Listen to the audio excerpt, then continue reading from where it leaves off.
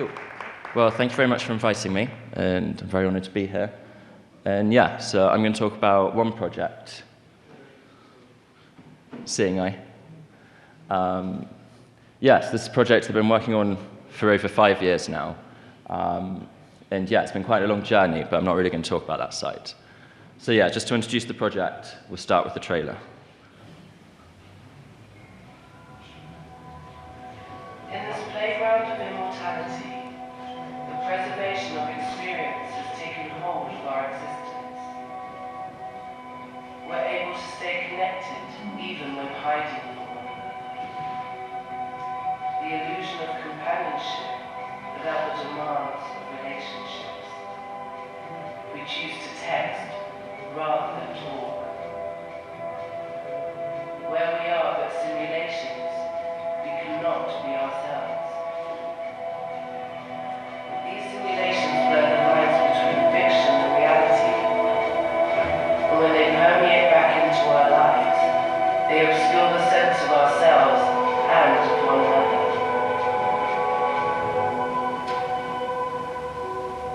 Where both spectator and spectacle inhabit this blurred reality, eroding individuality and the sanctity of consciousness.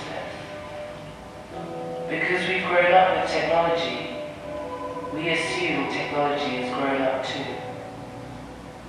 We're being isolated as it continues to progress. And as we've never been taught how to be alone, we only know how to be lonely. The distinction between physical reality and its simulation is blurring.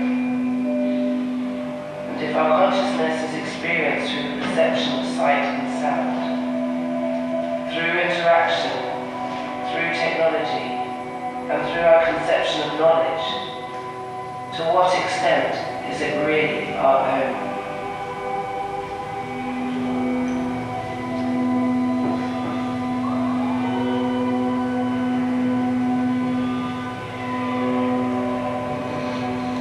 So yeah, next year for 24 hours a day for 14 days, I'll wear a virtuality headset only seeing and hearing what one person sees and hears for 2 weeks. This person, who we call the other and is a stranger to me, wear a custom-built recorder which records a 220-degree field of view left and right and 165 degrees up and down. This is because human periphery vision is 210 by 150, so we've got slightly more each way. I now wear this recorder for 24 hours a day for 2 weeks. I'll be in the exhibition space containing all the necessary facilities: a bed, toilet, exercise bike and table and chair. I'll eat whenever and whatever the other eats. Otherwise, I'm free to do as I please, so long as the VR headset remains on. Much like me, the other's free to do as they please as long as their headband remains on and they're recording every moment of their life. They're under strict instructions to live their life as normally as possible, considering the circumstances. So that means it's a real-life human being, not some crazy, skydiving, daredevil celebrity. No, it's a real-life, relatively boring human being, as we all are. However, their life will necessarily be very different to mine. So we're currently in the process of trialing lots of different others, with our most recent one being at Ars Electronica in September this year, where I wore a VR headset for 9 continuous hours a day for 7 days, where I experienced the life of a different person each day. We trialed a range of people, from an 18-year-old girl who got her A-level results the day before filming, to a 27-year-old male farmer, to a 50-year-old professor, to a 71-year-old art historian. And yeah, so we're learning a lot about this other person and trying to work out who it should be. And in doing so, we're also working with a clinical psychologist at Ars Electronica, who is monitoring my real-time movements, along with working with a clinical psychologist who was monitoring me at all times, whilst I was also wearing a biometric harness, which was monitoring my real-time movements, body temperature, heart rate, and galvanic skin response, my sweat, basically. And this is leading us very well into next year and setting us up. But yeah, so really I'd like to say at this point a very special thank you to Arbeit Gallery, who have been the primary funders and supporters of this project. Also a thank you to the Sundance Institute, the Mindfulness Centre of Excellence, and Ravensbourne University for their support. But yeah, we can talk more about the production, we can talk more about the project and the other properly if we want to in the conversation. But I prefer talking about the concept of the project and really what it's about, which is really about an inherent self versus a cultural identity. How much of the individual is inherently them, and how much of it is made by this nurturing of the environment that we're within. So for 24 hours a day, for 14 days, I won't be able to see my own hands, or hear my own voice, or have any human contact for 2 weeks. Most importantly, though, I won't have any human interaction to act as a reference point to validate any questions, desires, or thoughts I may have, whilst the only stimulation being what the other person sees, and their voice and actions being a constant narration. How will this start to affect me, and my movements, and my memories, and my personalities, but most importantly, my rationale, how I think? Because if you're able to alter and condition the way someone thinks, the way I think, then I would argue that you fundamentally change who that person is. And what happens if over the course of the 2 weeks, I start to believe that I'm not just present, as we saw at Ars Electronica at times, but that I start to believe that this reality is my own reality? And what if I start to believe that I am this other person? Even if momentarily, for one moment, I believe that I'm this other person, whose identity is it? Is it their identity, or is it my identity? Because without agency to determine and shape who we are, will the notion of consciousness, my consciousness, be enough to counteract what I'm seeing and hearing for the 2 weeks that this is taking place?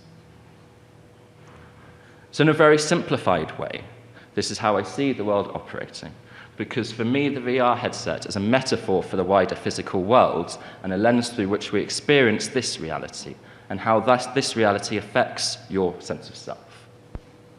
So on the right-hand side of here, we've got the World Wide Web, which we're not really going to talk about, but it should never be underestimated, the influence of that in 21st century life anyway. And then on the left-hand side, we've got the real, physical world, so to speak. This is with a UK slant, so UK understanding, I should kind of just mention. But yeah, so at the top of this, we've got the establishment. The establishment was a term popularized by the journalist Henry Fairley in the 1950s, to describe how the elite networks at the top of British society closed down ranks to protect their own interests. So put bankers, media, you can probably name a few others, the economy, if you want to be a bit abstract. Politicians and politics, I'd place just below, above autonomy. And then you come down to society, and what we collectively deem to be socially acceptable. That's to say, cultural and legal norms are the main influences on people's conducts and moral beliefs. Historically, the moral and ethical code of law has been dictated by the establishment. But over the last 100 years or so, we've started to see a shift towards a state in which what we, the collective of individuals, deem to be socially acceptable, beginning to feed into law. And we see this most notably with rights. We see this with growing women's rights, the civil rights movement, LGBTQ+ rights, amongst many others. But one important thing to note about law is the relationship between law and rights. Laws enable rights, and at the core of any code of law is in the restrictions it places on freedoms, attitudes, and behaviors. Rights offer the freedoms that the ruling government allows the collective of individuals, and in return, the individual is to be grateful for the privileges that they're offered. Whilst the potential of legal reform will always enable a perception of autonomy, legal reform being the renegotiations of the restrictions placed on the individual. So then we come to education. And in school, we're taught the value of winners in history and society. But more importantly, we're taught the structures through which we'll deem ourselves to be a success or failure. In the UK, we go to school from the age of 4 till 18, and we're taught that to succeed in our exams is tantamount to individual fulfillment. And to do this, our grades are standardized, so everyone can't get A's, meaning that we must actively beat our peers in order to succeed. That means that we measure our own success against the failure of others. And this structure that needs both winners and losers to exist plays a fundamental role in shaping the expectation of the individual. And of course, the expectations of the individual are dictated by how we measure success. So a working class male born in China has a totally different set of ideological expectations than that of a woman born in Saudi Arabia, or a white middle class male born in the United Kingdom.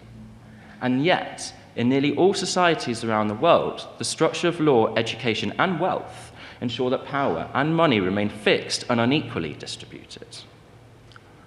And as the rigidity of social inequality firms, philosophical discourse will always be confused with success and individualism within a system that entrenches the success of the individual above the success of the collective.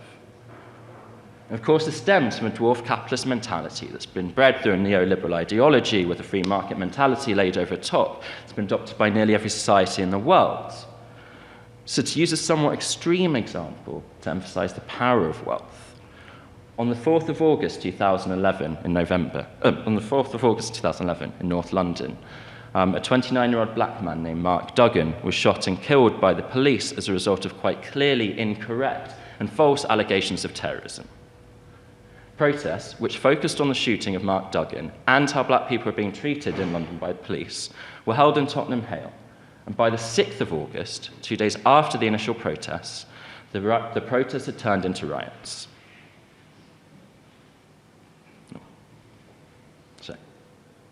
Cool. The protests turned into riots.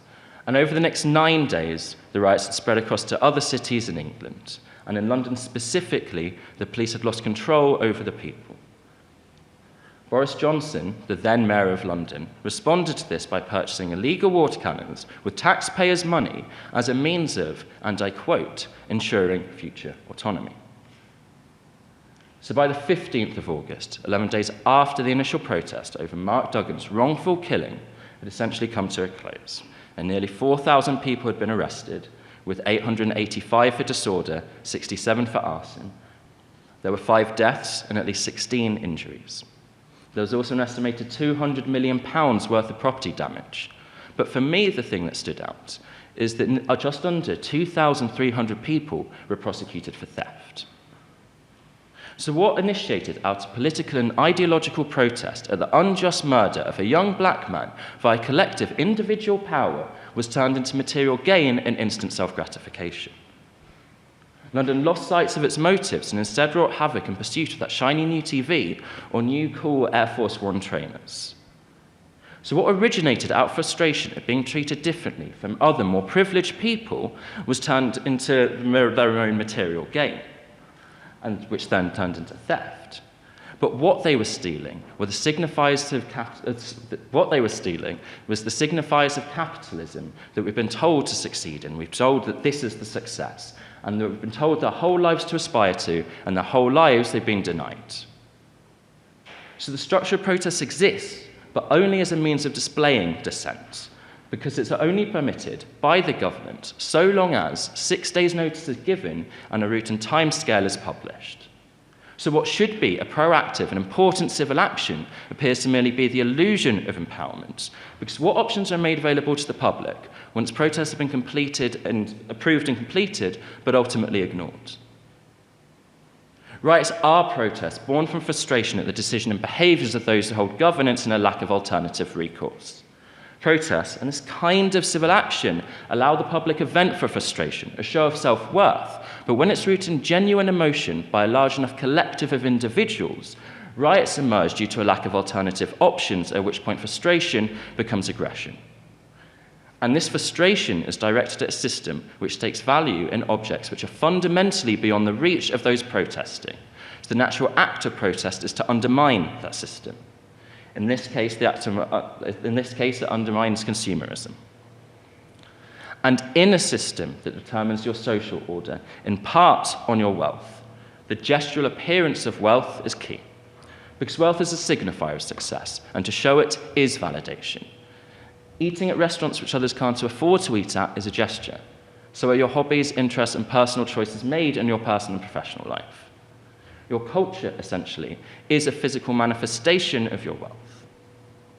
And this is where I think you begin, where I begin, where individuality is allowed to start to take place.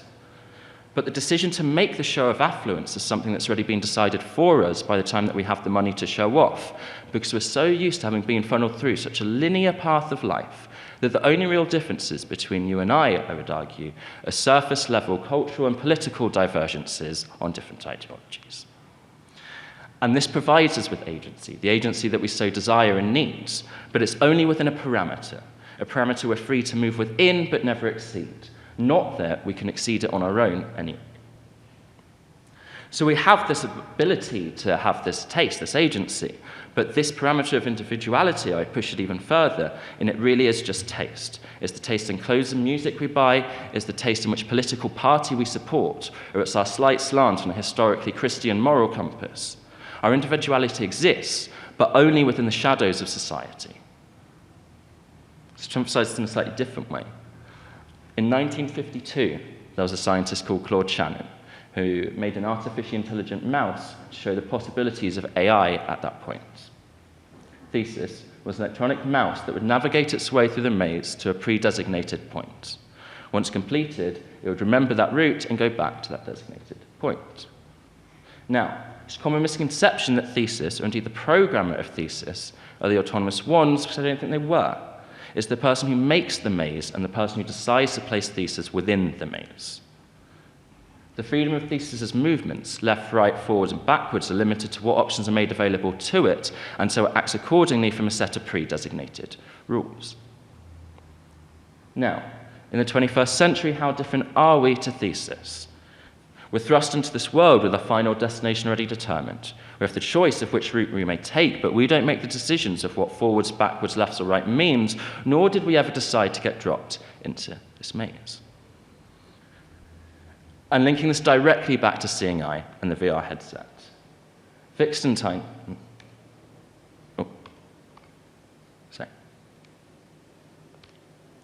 Linking this directly back to Seeing I and the VR headset.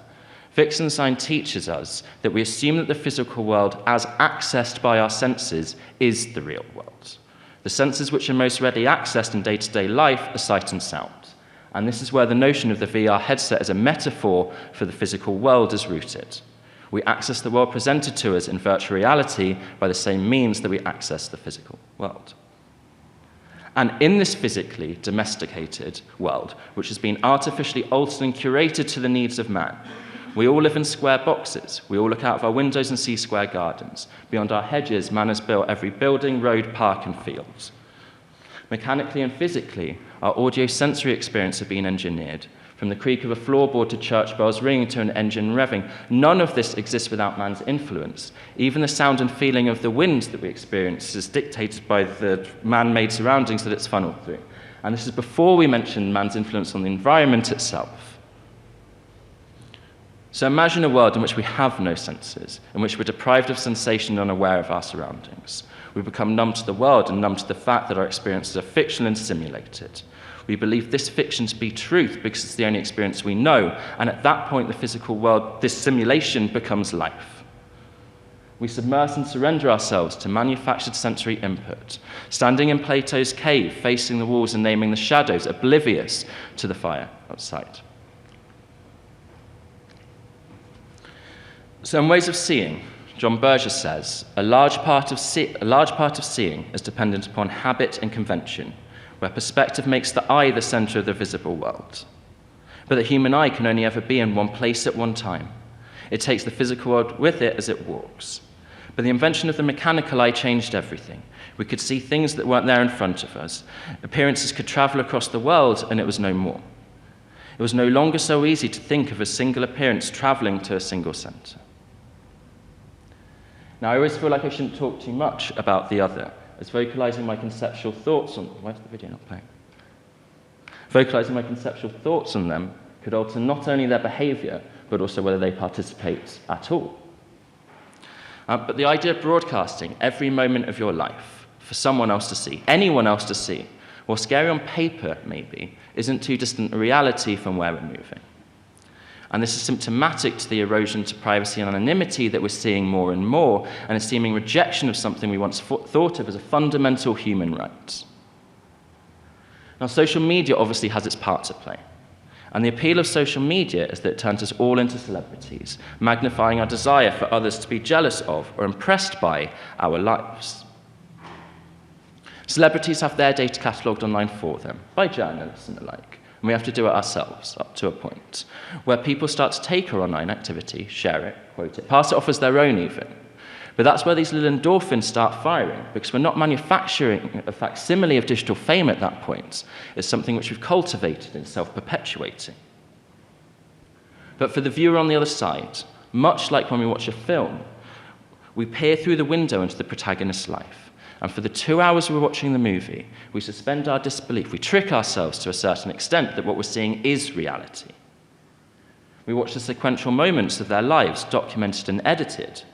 But when documenting the real world, just as when we're being watched, we consciously and subconsciously consider our actions through the potential reception of our audience, which then enforces a particular type of social behavior to be entrenched.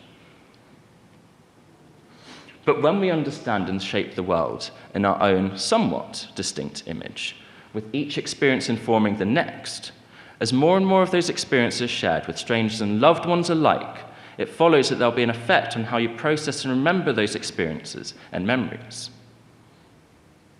Michel Foucault said, when the prisoner doesn't know when he's being observed, he becomes his own guardian. And I would expect this to be the case with the other person. When our identities, behaviors, and conversations are played publicly, and every moment seen by others, it only allows for relative conformity to political, social, and philosophical ideals, norms, and thought processes, as our individual experiences aren't individual. So then very quickly, the notion of whether the other is performing arises, as they're no longer truly free in their actions, as everything is being observed by me, an all-seeing and all-knowing stranger. But the other is in control of my experience, what I'm thinking, what I'm doing, and ultimately my being. But the other is self-censoring and performing because of me. So we get stuck in this loop, which is fundamentally rooted in who is in control, me or the other. I constructed this reality, but have surrendered all agency, whilst the other has agency, but how autonomous are they? And it's this relationship between autonomy and agency that really interests me. Because at once, it becomes entirely irrelevant, as both the other and I are both living our separate lives alone, but together. Whilst at the same time, this becomes the fundamental question, as without real autonomy, who are we? So I bring you to the final line of the trailer that we started with.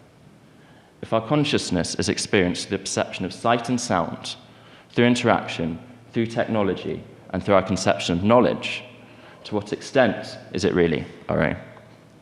Thank you.